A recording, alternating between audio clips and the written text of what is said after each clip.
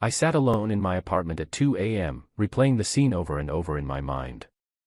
The dim light from the street lamp outside cast shadows across the walls, but I barely noticed.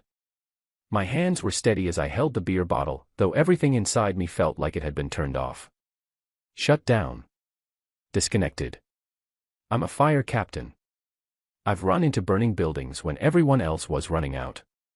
I've held pressure on arterial wounds with my bare hands, counting the seconds until paramedics arrived. I've made split-second decisions that meant the difference between life and death. But nothing, absolutely nothing, had prepared me for what happened tonight at Bianca's. The restaurant had been perfect. Candlelight flickering across white tablecloths, the soft murmur of conversation, the smell of fresh pasta and wine in the air. Victoria had looked breathtaking in that red dress, her dark hair falling in waves over her shoulders. She'd been laughing at something, her eyes bright with that energy she always had when she was the center of attention. 3 years. We'd been together for 3 years. 10 months living under the same roof, building what I thought was a life together. She managed that upscale furniture showroom downtown, the kind of place where a single sofa cost more than my truck. She was good at it too, always networking, always in the spotlight. I was the quiet one, the one who fixed things when they broke, who showed up and did the work without needing applause. I thought we balanced each other. I'd spent 3 weeks planning the proposal. Asked for the corner table by the window, the one she always wanted when we came here. Coordinated with Maria, the owner, who'd been so excited to help. I'd even tracked down her best friend Rachel to figure out what kind of ring Victoria would want. Platinum band, oval diamond, delicate setting. 4 months of my salary sitting in that small velvet box. I'd waited until after the main course. My heart had been hammering so hard I could hear it in my ears. When I stood up, I saw something flicker across Victoria's face. Recognition, maybe. Or calculation. Then I'd gotten down on one knee. The restaurant had gone quiet the way it always does during these moments. You could hear the piano music drifting from the speakers, the clink of a glass being set down somewhere in the back. I'd started my speech, the one I'd practiced 100 times in my truck during lunch breaks. About how she made me want to be better, about building a future together, about not being able to imagine my life without her. When I opened the ring box, she laughed. Not a nervous giggle. Not an overwhelmed sound of joy. A full, loud laugh that cut through the silence like a knife. "You're not my future," she'd said, her voice carrying across the dining room. "You're just for fun. Don't try to trap me with a ring." The silence that followed was absolute. Even the piano music seemed to stop, though maybe that was just how my brain processed the shock. I stayed there on one knee for what felt like an eternity but was probably only seconds. Then I stood up, closed the ring box, and felt something inside me simply switch off. "Yeah," I'd said, my voice eerily calm. "That makes sense." Her shocked expression would have been funny if I'd had any emotions left to process it with. I'd called the waiter over, paid the entire bill in cash, left a 40% tip because none of this was their fault, and walked out. She'd caught up to me in the parking lot, her heels clicking on the pavement. "Are you seriously leaving?" "You wanted casual," I'd replied, not even looking at her. "I'm matching the energy." Now, hours later, sitting in the darkness of our apartment, I stared at that ring box on the kitchen counter. $7,000 of platinum and diamond, representing a future that had apparently never existed except in my imagination. My phone buzzed. Another message from Victoria. I didn't even look at it. She'd called 4 times during the drive home. Sent a dozen texts. The last one said she was staying at Rachel's place to process everything. Process. Like what happened at Bianca's was some kind of business transaction that needed analysis.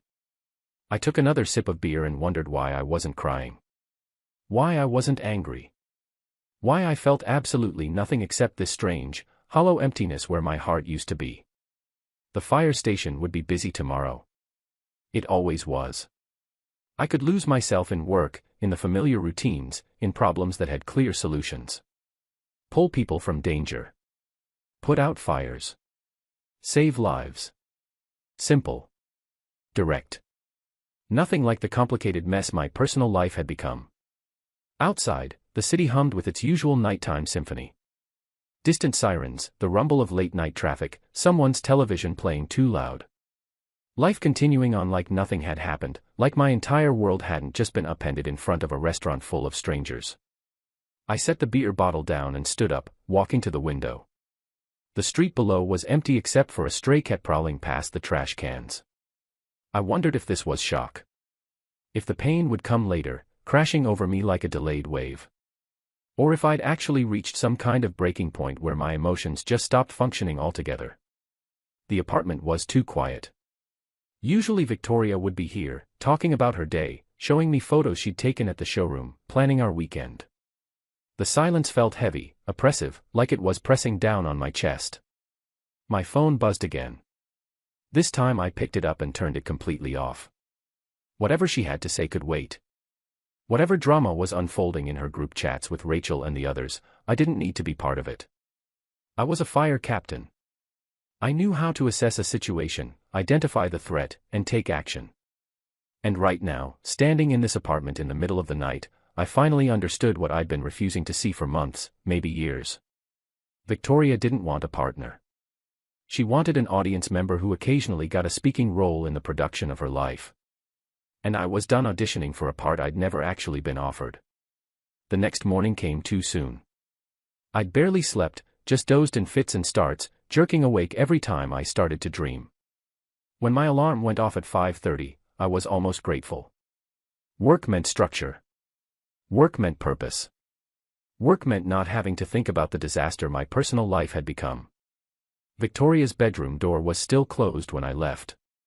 She must have come home at some point during the night, though I hadn't heard her. Or maybe I had and just didn't care anymore. The station was already buzzing with activity when I arrived. Morning briefing, equipment checks, the usual controlled chaos of a shift change. My crew knew something was off, I could tell by the careful way they were watching me, but nobody asked. That was one thing I appreciated about firefighters. We dealt in actions, not words. Captain, Rodriguez called from across the bay. Got a weird noise in engine 3. Want to take a look? I spent the next hour buried in mechanical diagnostics, my hands busy with tools, my mind focused on compression ratios and fuel injection systems. It was exactly what I needed. A problem with a solution. A task with a clear outcome. My phone stayed in my locker, turned off. Whatever Victoria wanted to say to me could wait until I was ready to hear it. The first call came around 10 a.m. Kitchen fire in a residential building, nothing too serious. We had it contained within 20 minutes, the family safe, the damage minimal. As I was coiling hoses back onto the truck, I felt the familiar sense of purpose settling over me. This was what I was good at. This made sense. It wasn't until lunch break that I finally turned my phone back on. 17 messages from Victoria. 5 from Rachel. 3 from numbers I didn't recognize. I sat in my truck in the station parking lot and started reading. The messages from Victoria were a journey through every stage of emotional manipulation I'd ever seen. Anger first. How dare you embarrass me like that? Then confusion. Why are you ignoring me? Then concern. Are you okay? I'm worried. Then ultimatum. If you don't call me back, I'm coming to the station. I deleted them all without responding. The messages from Rachel were more interesting. Defensive, aggressive, accusatory. Calling me immature, saying I'd humiliated Victoria, claiming I'd ruined everything by walking out. Like I was the one who'd laughed in someone's face during a proposal. I deleted those too. Then I did something that would change everything. I started setting boundaries. No more good morning texts. No more asking about her day. No more surprise coffee runs or fixing things around the apartment. No more driving 2 hours to her mother's house every other weekend. No more building shelves for her design books. If Victoria wanted casual, I'd give her casual. I'd treat her exactly the way you treat someone who's just temporary entertainment. Polite. Distant. Uninvested. The shift in her behavior was immediate and fascinating to watch. Day 1, she didn't notice. Still texting me like everything was normal, sending memes, complaining about difficult clients, asking what I wanted for dinner. I responded with single words. Cool. Okay. Busy. Day 2, she started getting confused. You seem different. Is everything okay? Everything's fine, I'd replied. Just keeping things light. Day 3, she started getting anxious. Multiple texts asking if I was mad, if we needed to talk, if something was wrong. I kept my responses brief and factual, the way you'd text a roommate you barely knew. Day 4, she changed tactics entirely. Suddenly her social media was full of inspirational quotes about freedom and choosing yourself. Photos of her at the showroom looking contemplative. Rachel and her other friends flooding the comments with support. Queen energy. You deserve someone who gets it. I didn't like or comment on any of it. Didn't even look at the stories. But people sent me screenshots, asking if we were okay. We're figuring things out, I'd tell them. Noncommittal. Come. Then things got weird. Wednesday morning, 5:30 a.m., I walked into my usual gym near the station. The same gym I'd been going to for 3 years, at the same time, following the same routine. And there she was. Victoria. At a gym she'd never been to before, 20 minutes from her work, nowhere near anywhere she normally went. Oh my God, she'd said when she saw me, her surprise almost convincing. What are the chances? Pretty low, I'd replied, putting my headphones in and moving to the weights. She'd tried to chat. Asked about my workout routine, mentioned she was trying to get healthier, suggested we could be gym partners. I'd nodded politely and gone about my business, leaving before she finished her awkward attempt at using the elliptical machine. Thursday afternoon brought an even more obvious attempt. I stopped at my usual coffee shop during a break between calls, a simple place with good coffee and zero Instagram appeal. I was reading through a training manual when Victoria walked in. This time I didn't play along. Are you tracking my schedule now? That's not very casual. Her defensive response had been immediate. Just in the neighborhood. Completely coincidental. Never mind that the neighborhood was 15 minutes from her showroom in the opposite direction of anywhere she normally went. Friday night was when it escalated. I'd come home early for once, heating up leftovers, when Victoria arrived with that determined look I'd seen before. The look that meant she'd decided something and expected the world to fall in line. Want me to cook something? She'd asked, too bright, too eager. We could watch that show we've been following. I'm good, I'd said, not looking up from my food. Already ate. Got some training materials to review. Why are you being like this? The brightness had cracked, showing the frustration beneath. We need to talk about what happened. I'd looked at her then, really looked at her, and felt that same hollow emptiness from the night at Bianca's. I thought you didn't want serious. I'm just respecting that. That's not what I meant. Then what did you mean, Victoria? Because you said it pretty clearly in front of a room full of people. She'd opened and closed her mouth several times, searching for words that wouldn't come. Finally, she'd gone to the bedroom and slammed the door hard enough to rattle the frames on the wall. I'd finished my leftover pasta in silence, washed the dish, and gone back to reading my training manual. If she wanted drama, she'd have to create it alone. I was done being a supporting character in her performance. The text from Nina came the next morning. Victoria's younger sister, the straightforward one, the honest one who didn't play games or get involved in drama. We'd always gotten along well, bonding over our shared appreciation for directness in a family that seemed to thrive on complicated emotional theater. We need to talk. But not at your place. I stared at the message for a long moment, trying to figure out what it meant. Nina wasn't the type to get involved unless something serious was happening. And the fact that she specifically said not at my place meant she didn't want Victoria to know about it. When and where? I texted back. Tonight. 7 p.m. coffee shop on Riverside and 3rd. That was across town, nowhere near anywhere Victoria would be.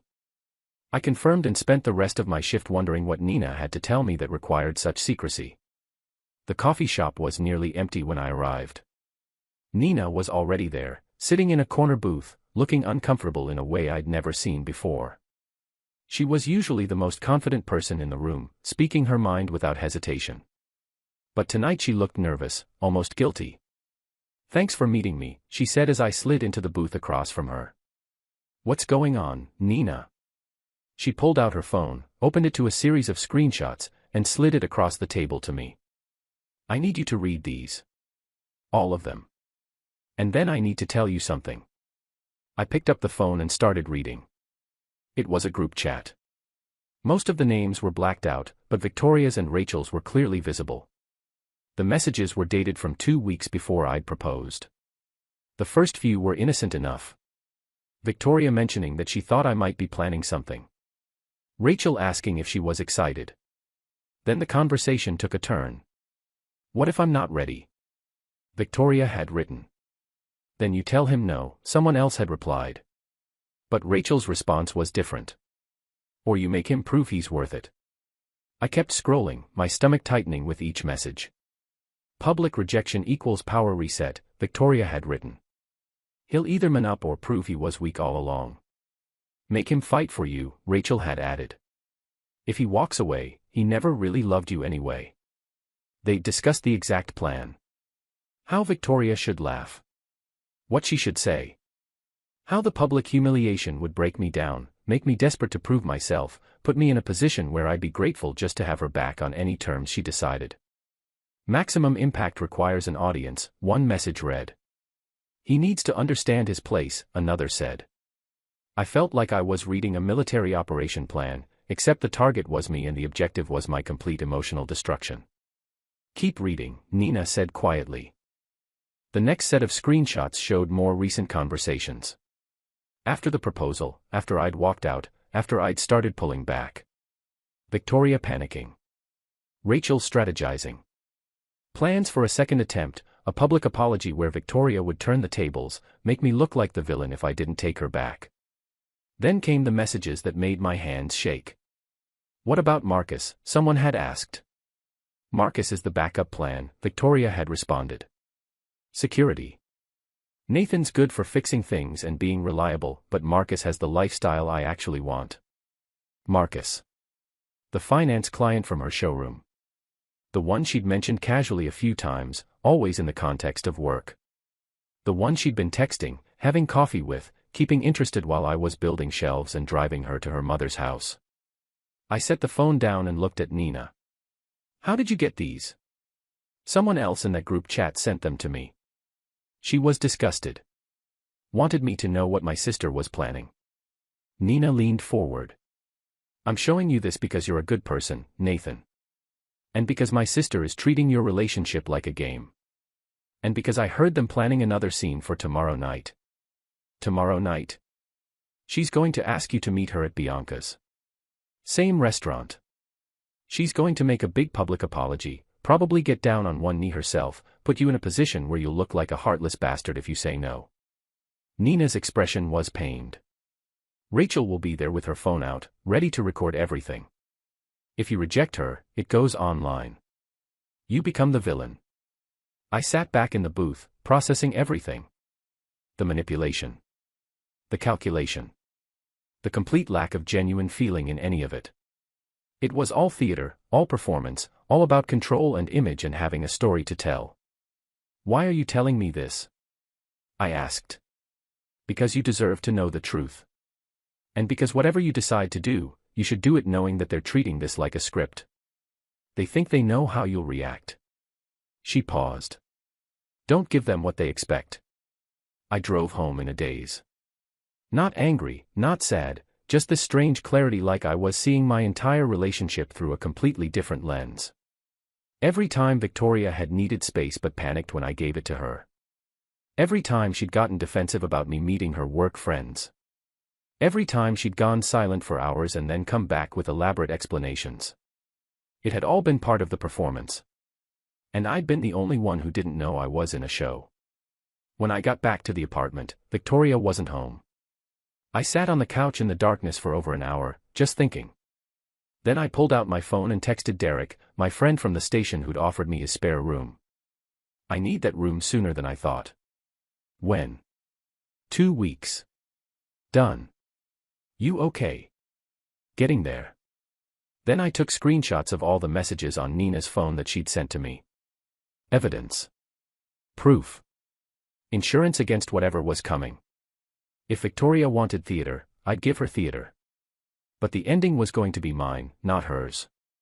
The text came exactly when Nina said it would. Can we meet tonight? Really talk. I want to apologize properly. Bianca's at 7. We need to face what happened there together. I stared at the message for a full minute.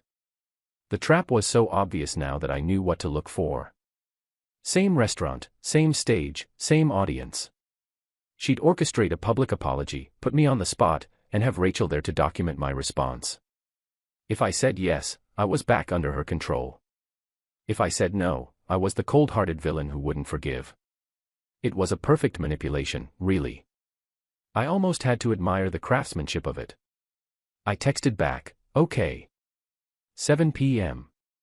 Derek looked at me like I'd lost my mind when I told him the plan. We were in the station's break room, and I'd just finished explaining everything Nina had shown me. You're walking right into their trap, he said. No. I'm walking in knowing it's a trap. That's different. What are you going to do? The one thing they won't expect. I took a sip of coffee. Nothing. Nothing. They're expecting drama. Either me breaking down and begging, or me exploding in anger. Both scenarios give them what they want. Control over the narrative. I set the cup down. So I'm going to be exactly what I've been for the past 2 weeks. Calm. Controlled. Done. Derek shook his head. Man, I don't know if I could keep my cool like that. I've run into burning buildings, Derek. I've stayed calm while people were screaming and flames were everywhere. This is just a different kind of fire. I stood up. And I know exactly how to put it out. I arrived at Bianca's at 6:55, 5 minutes early. The restaurant was busy with the Saturday dinner crowd, couples and families, the normal rhythm of people enjoying their evening.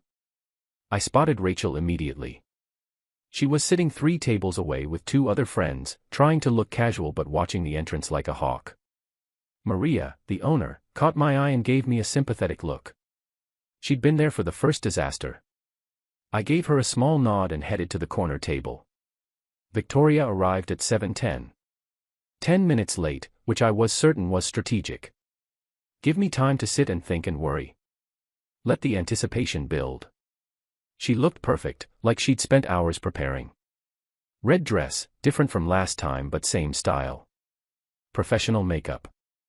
Hairstyle just so. She hugged me when she reached the table. I kept my arms at my sides.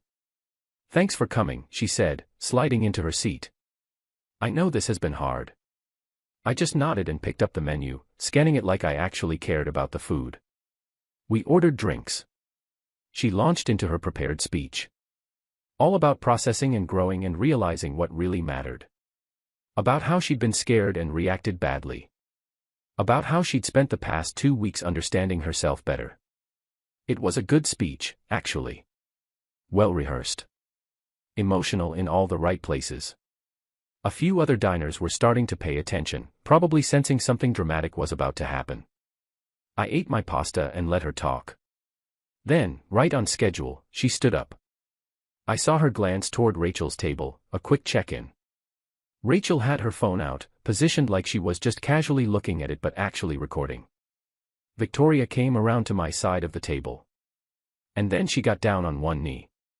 The restaurant went quiet. People stopped eating. Conversations died mid-sentence. Even the background music seemed to lower. She pulled out a ring. Costume jewelry, nothing like the platinum and diamond I'd bought. I'm ready now, she said, loud enough for everyone to hear. I choose you. Please give me another chance. This was it. The moment they'd planned. The perfect trap. Say yes and submit to her control. Say no and become the villain. I set down my fork carefully and looked at her. Really looked at her. At the perfectly styled hair and the practiced expression and the calculating eyes that were watching to see which way I'd break. Get up, Victoria. What? This isn't real. You don't love me. Get up. A few people nearby nodded. Victoria's face went from confused to embarrassed. Rachel started to stand, probably to run interference, but I pulled out my phone. I opened it to the screenshots Nina had sent me. The group chat messages about power reset and making me fight for her. I set the phone on the table facing Victoria so she could see exactly what I was looking at. "This isn't an apology," I said quietly, but clearly enough that the nearby tables could hear. "This is Act 2 of a script you and Rachel wrote 2 weeks ago. You're not sorry. You're just upset that I stopped playing along." "You don't understand," she started, but I cut her off. "I understand perfectly. Public rejection was supposed to break me down. Make me desperate.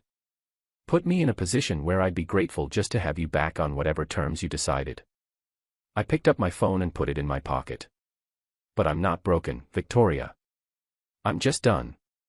Rachel was at our table now, trying to take control of the situation. Calling me manipulative and toxic, saying I was punishing Victoria for having feelings, deflecting and redirecting the way she always did. I stood up, dropped $40 on the table for my half of the meal, and looked at Victoria one last time. She was still on one knee, frozen there like she couldn't quite process that her script wasn't working. "You don't need to explain," I said. "I get it. You need a spotlight. But I'm done being part of your show." I walked out of Bianca's for the second time. But this time was different. This time I wasn't numb or shocked or empty. This time I felt something I hadn't felt in weeks. Free. My phone started buzzing before I even reached my truck. Victoria, Rachel, unknown numbers. I turned it off and drove to Derek's place in complete silence. Not because I was upset, but because I didn't need the noise anymore. By the time I turned my phone back on an hour later, Victoria had posted a long story on social media. About how I'd humiliated her, refused to let her apologize, made her the villain when she was just trying to love me. The victim narrative, executed perfectly. But then I saw Nina's comment. Just one simple sentence: "There are screenshots." There was a plan. There was a script. That was all it took. Within 20 minutes, Victoria's post was gone. Rachel's account was locked. The friends who'd been at Bianca's started distancing themselves from the whole situation. I slept at Derek's that night. Deep, dreamless sleep. The kind I hadn't had in weeks. The next morning, I went back to the apartment while Victoria was at work and packed my essential belongings. I left a note saying I'd be back for the rest before the lease ended, that we could communicate through text about logistics. Then I drove to Bianca's one more time. Maria was there, prepping for the lunch rush. When she saw me, she smiled. "Come to apologize again?" she asked. "Something like that." "Don't.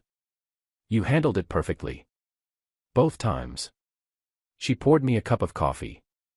"That girl was always trouble. You deserve better."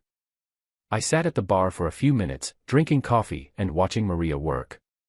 There was something calming about being in a place where the drama had happened, but feeling nothing except peace.